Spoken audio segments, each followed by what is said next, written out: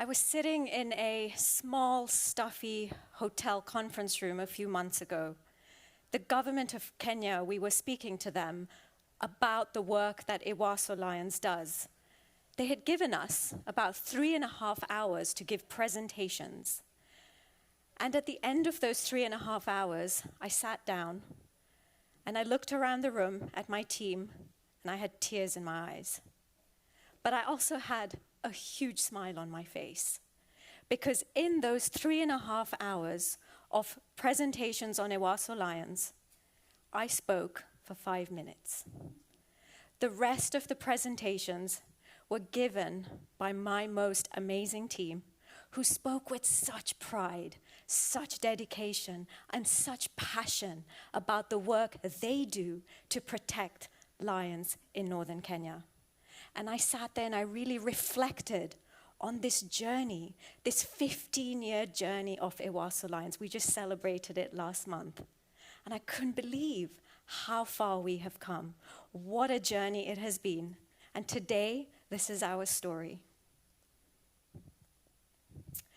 I moved to Samburu 20 years ago from my home in Nairobi. And I moved to Samburu with very little idea of what I was doing. I moved there with my little white Suzuki car, which was my home, it was my kitchen, it was my office, it was everything. I had no vision, I had no strategy, I had no plan. I didn't know what I was doing there. I didn't know when I would do things, I didn't know how I would do things. But there was one thing that really drove me, and I knew why I was there. I was born in Nairobi, and I was very lucky as a child to go on safari with my parents. And I developed a huge passion for wildlife. And as I grew up, I knew right from the early days that I wanted to do something in conservation. I also felt that as a Kenyan, this was my duty and my responsibility to protect what is ours. I also began to learn that lions were in serious trouble. I was hearing that lions across Africa were disappearing very quickly. There's only about 20,000 lions left in Africa. And in my country, only about 2,500. This was a huge concern for me as a Kenyan, and I felt this was my life's purpose, to try and understand what was happening with the lion population up in northern Kenya. I knew that about 50% of Kenya's lions actually live outside protected areas. So what was happening to them? Why were they disappearing so quickly? This was an unknown population, and I was really excited to figure out what was happening. We are based up here, Ewaso Lions, in the spectacular Samburu region of northern Kenya. We get the name from the Ewaso Nyiro River, this beautiful river that snakes its way throughout northern Kenya. It is the heart of the landscape and the lifeline for so much. The communities, their livestock, wildlife, all really depend on this river. We work across an area of about 2,000 square miles, 3 beautiful protected areas, areas that have been set aside for wildlife and tourism. We also work across 11 community conservancies. These are community lands where people, livestock, and wildlife all share the same land. It is a beautiful, unfenced part of the country. And the communities that I'm so lucky and privileged to live and work with every single day are the Samburu pastoralists. Their lives depend on their livestock. Cows, camels, donkeys, sheep, it means everything to them. And they depend on the land to survive. Sadly, this land is a very degraded one. We face frequent droughts. We are in the midst of a serious drought at the moment. There's so little rain, and the communities need a healthy land for their livestock. So this is a huge problem for the communities and their livestock and wildlife, and a huge problem for lions.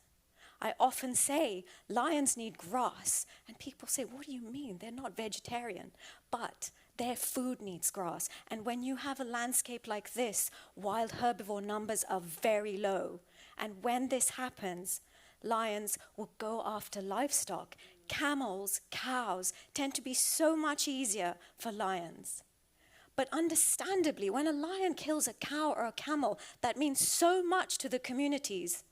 There is so much anger and resentment, and often lions are shot in retaliation. And when I moved to Samburu, these were some of the threats I was discovering, and I was learning more about what is happening with this very unknown lion population. And I knew that this was Kenya's most significant lion population up in the north, and there was a lot of work to be done. That was the beginning of my journey. But the story of Ewaso Lions isn't just my journey alone. It is a team's journey.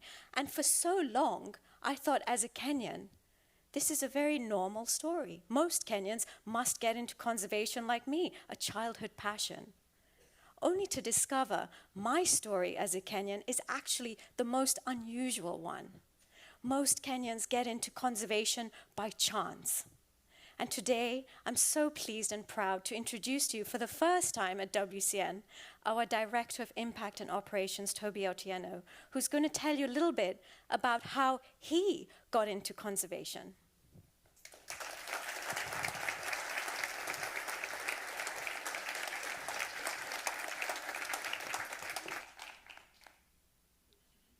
I'm a little nervous. This is my first time.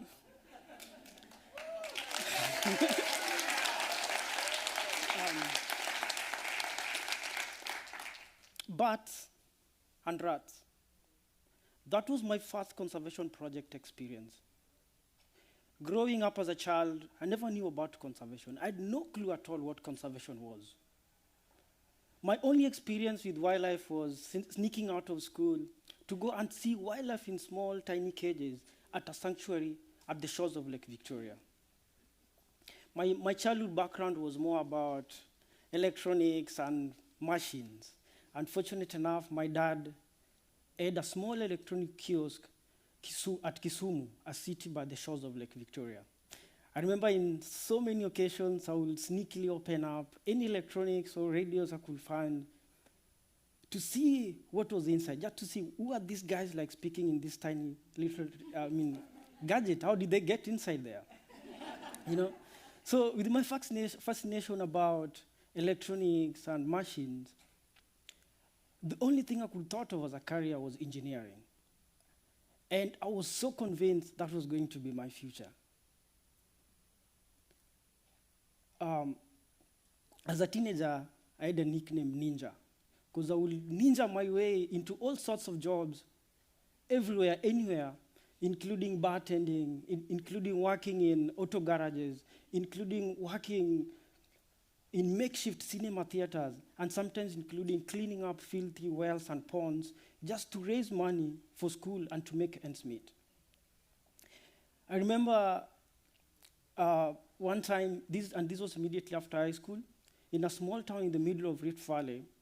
I was in this auto garage, under a car, tinkering curiously, trying to fix this car, when my mom showed up. I was shocked, shocked and surprised, as I did not expect her at all. She had traveled over 200 kilometers to come and find me. You know, son, you are needed very urgently at University of Nairobi, she said to me.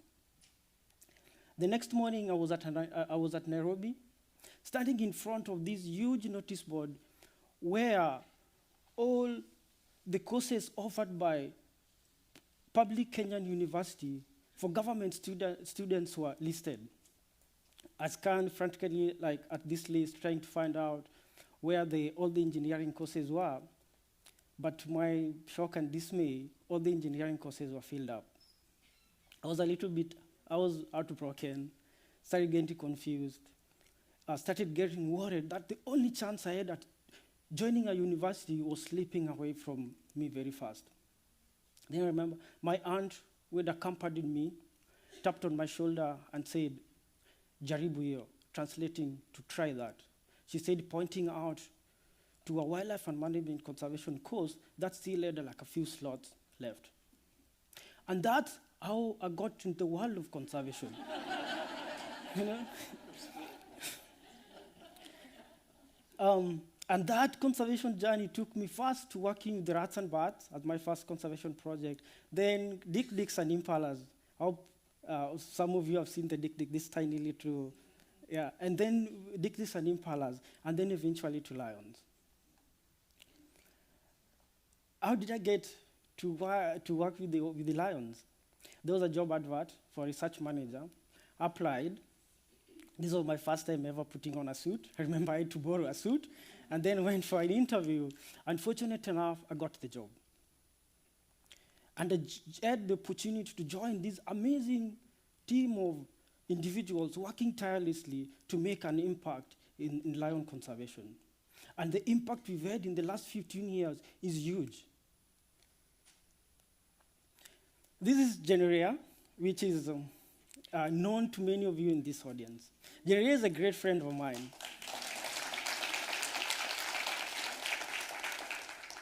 He started Warrior Watch to engage a very important group of individuals in this pastoral community, the warriors.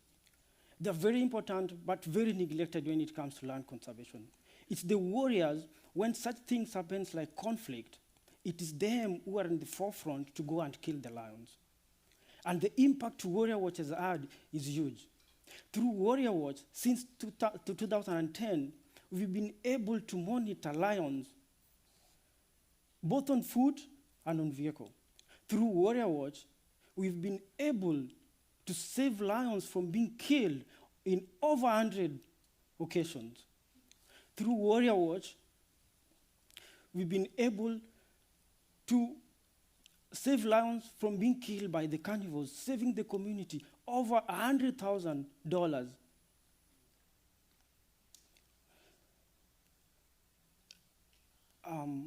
Generia was the first group of warriors in the Warrior Watch program, but unfortunately, he's getting old, and now he joined me as a as a junior elder.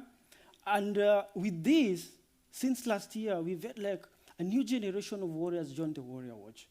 And they bring in so much energy and so much passion, to an extent sometimes we feel like oldies, you know.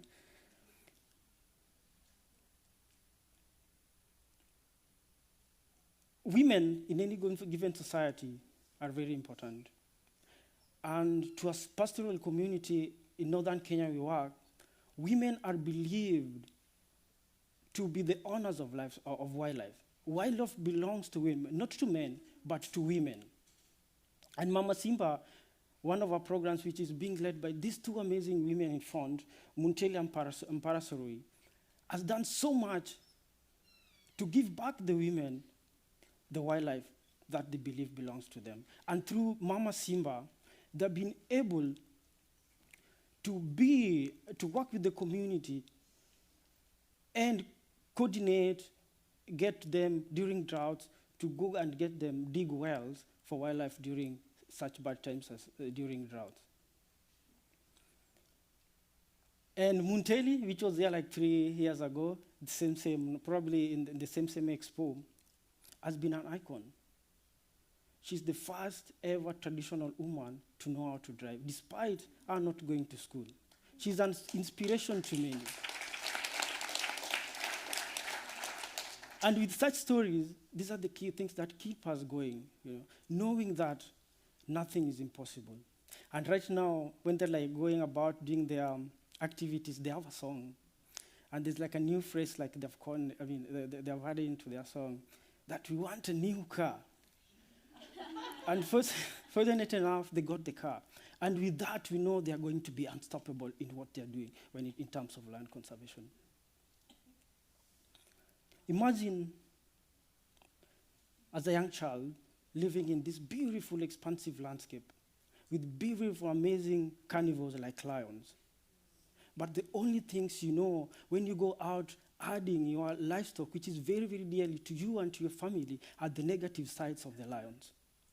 With the Warrior Watch program, we are trying to change that. We are giving back the trust between carnivores and the children back to the children. And Lions Kids Camp, since we started 10 years ago, we've been able to have over 700 kids go through Lions Kids Camp.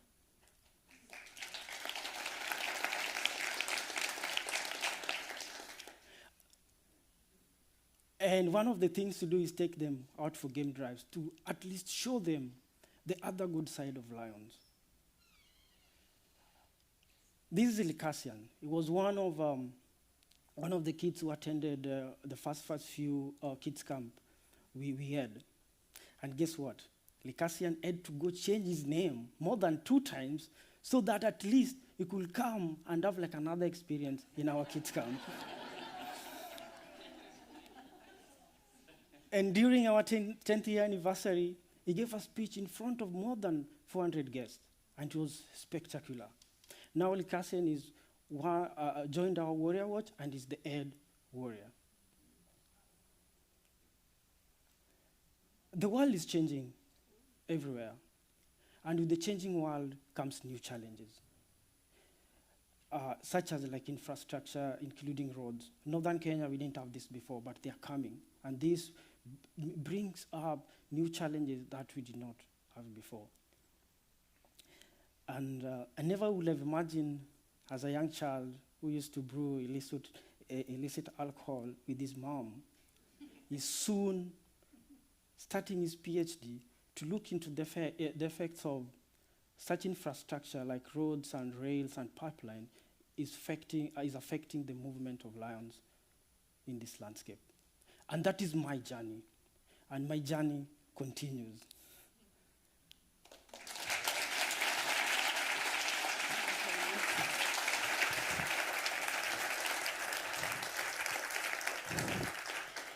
As you've heard from Toby, the northern Kenyan landscape is a changing one. The Ewaso River now dries up so often, and this is a very common sight where communities are taking their livestock down to the river, it's drying up, sometimes they're digging holes. And right behind, in those thick green bushes, are elephants, leopards, and lions. And what we are seeing now is more and more close contact between wildlife and communities. And when this happens, we have now seen a new threat that is emerging in northern Kenya, the threat of disease. Rabies and distemper are now prevalent. This picture was taken in Tanzania. This is a dog with rabies who was attacking a male lion. And in the 90s, the Serengeti and Mara lost a huge number of lions to distemper. And for us, with our small population in northern Kenya, this is a huge risk. These are the critically endangered wild dogs. And distemper has wiped out huge numbers of them back in 2017 and again in 2019. For so long, we wanted to do something about this, but our project was small, we didn't have the capacity, but things changed. And a couple of years ago, we were able to start a new program. Close your eyes for a second and think of a Samburu village. You hear the sounds of sheep bleating. You hear the sounds of a Samburu woman with her necklace going to milk the goats. You hear the sounds of donkeys braying.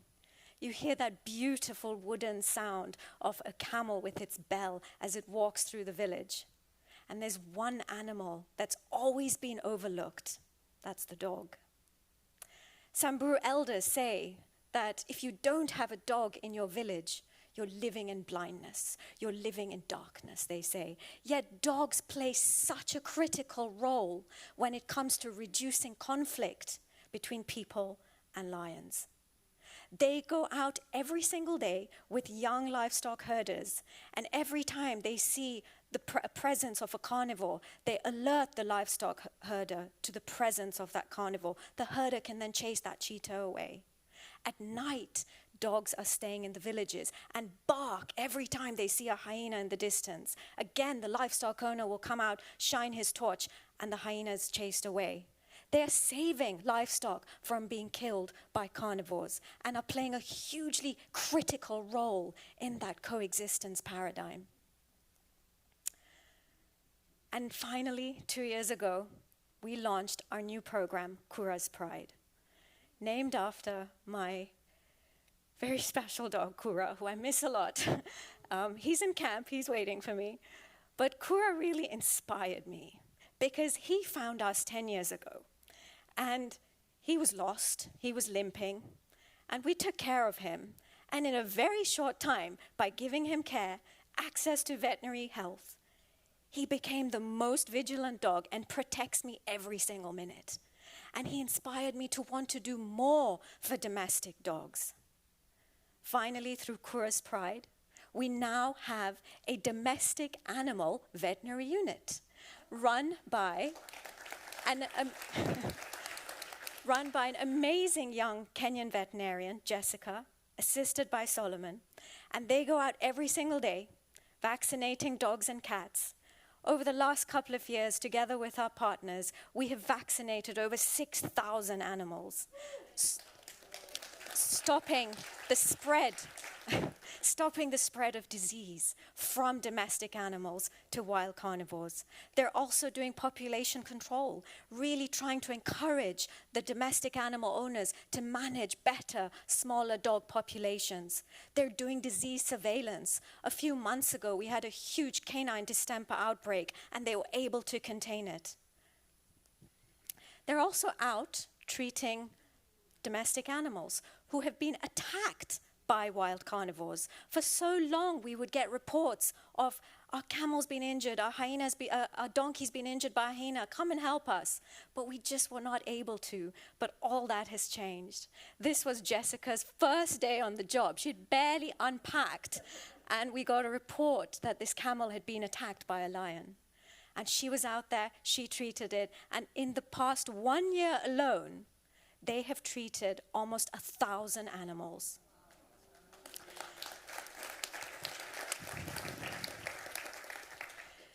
This work is helping us not only really continue to encourage the communities to have more tolerance towards carnivores, but also helping us forge our way through our mission of coexistence.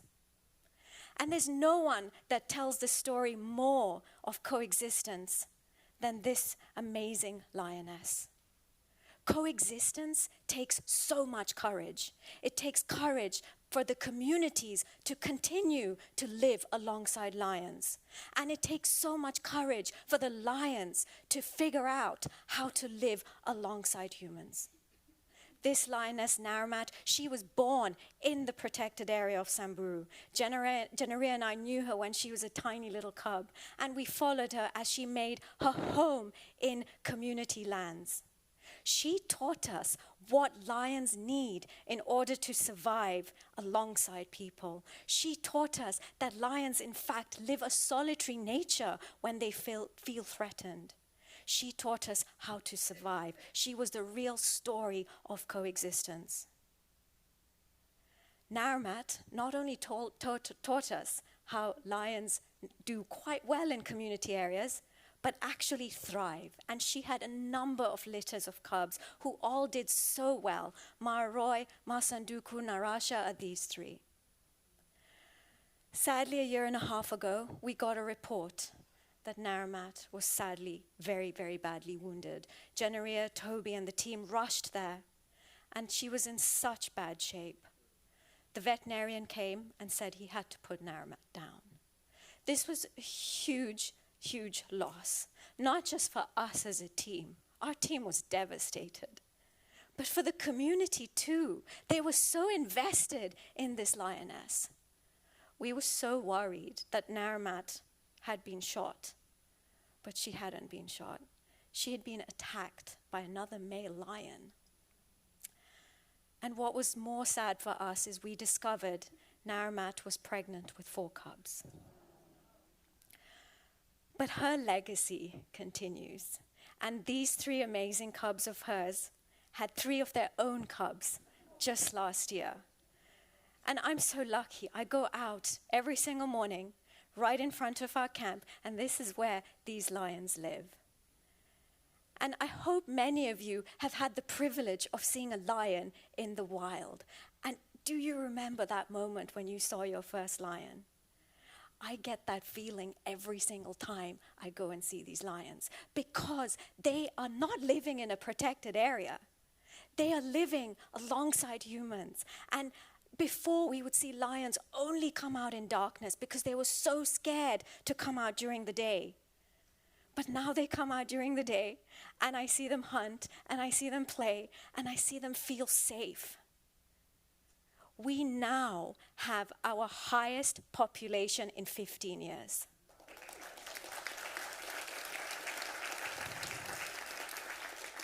We also have seen lions recover in areas that they were not present for 30 years. We've seen lions use critical corridors that the communities have worked so hard to keep open. I am so proud of my team and our communities. This is the work they have done. This has been an extraordinary journey for Ewaso Lions. A journey of strength, resilience, vulnerability, and courage.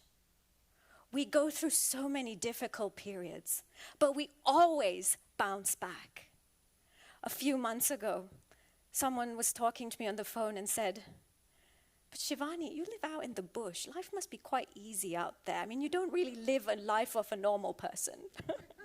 And of course, me being me, I had to speak back. And I said, actually, I'm pretty normal. Well, some of you might argue about that, but I am pretty normal. I do live a normal life.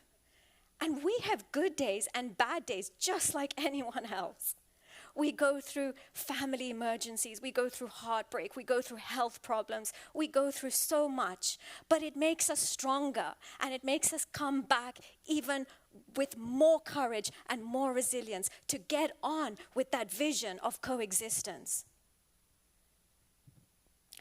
And every single day, I come out of my house and I stand on my deck and I face reality.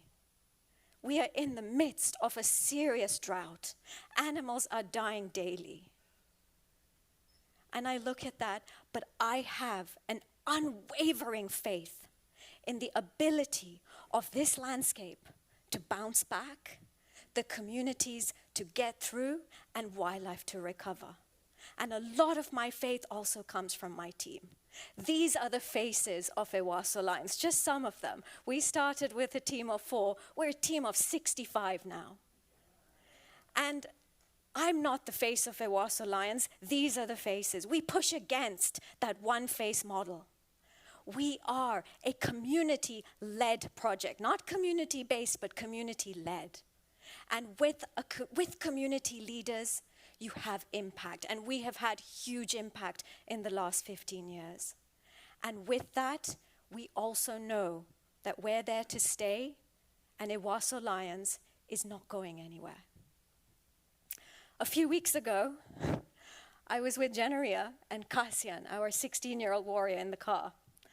And some of you might know this, but Generia and I are very competitive when it comes to lions. If I see them first, he gets really annoyed. If he sees them first, I get really annoyed. We always try and see who knows lions better than the other. And so 3 of us were sitting in the car, and we came across some lions. And I looked at them, and I thought, I can't remember their names. And I was like, that's so-and-so, maybe that. I was really quite confused. And I was too embarrassed, so I turned my face, and I was really trying to figure out who the lions were. And then I looked at Generia to ask him, but he also looked embarrassed. And I said, Generia, who are these lions? He's like, yeah, the name slipped. I just named them the other day. I don't know. And Cassian, 16-year-old Cassian, was looking at us with a big smile on his face. And he said, don't worry, guys, I'll tell you who the lions are. He said, this is Beneo, this is Neo, this is Nkarsis, this is Nagut. And I just got emotional again. And Generia had a big, proud smile on his face. We really have come full circle. And we couldn't have done this without you. You have all been with us from day one. You have been with us on this extraordinary Ewaso Lions journey. You have not only been our supporters, you have been our friends. You have laughed with us, you have cried with us, you have taken us on safari around our own country. You have sent me a bag full of dog treats for Kura and Nanyuri. You send us chocolates, send us more. Generia keeps stealing mine. We are so grateful, and we ask you to continue to invest in Ewaso Lions. We're not going anywhere. If you don't know who we are, get to know us. These are some of our needs for 2023.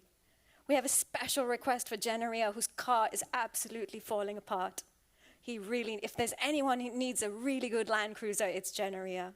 We're in the midst, as you heard, we're in the midst of a serious drought. Animals are dying daily.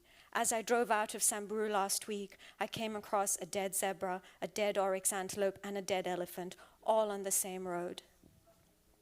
The communities are really struggling, and they're hungry now. This is a difficult time. And a personal appeal from me to all of you, from my friend Belinda and the Grevi Zebra Trust team. They are working so hard to feed those grevies. They're working tirelessly to keep them alive. And if you can, please support them. Last week, just the day before I left, I had a Mama Simba meeting, and old Donyo, our wise old Mama Simba lady, she said to me, "Shivani, I know you're traveling soon, but don't forget, we're all in this together. We are all one, just like a donkey's hoof." And I said, "What? Just like a donkey's hoof?" And she saw the confused expression on my face, and she said, "Well, think about it. A goat's hoof is split, but a donkey's hoof is one, and we're all in it as one." So today, I ask all of you to join us and be part of the donkey's hoof. Thank you so much.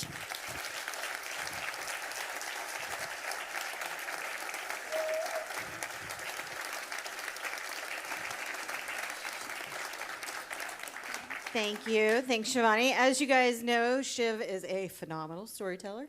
So we've got time for probably one question. So we'll go to Shay. Well, I've been to Africa 13 times, and on one time, I was in a camp next to the Serengeti, and there was no electricity, of course. It was a tented camp. And I was walking back from the dining tent to my tent, and it was black outside. And I hear this scratching. And I look over, and about where the screen is on the wall was a lion, and he was scratching the ground. So I looked at him, and he looked at me, and I just kept walking, and he went back to scratching. It's ridiculous.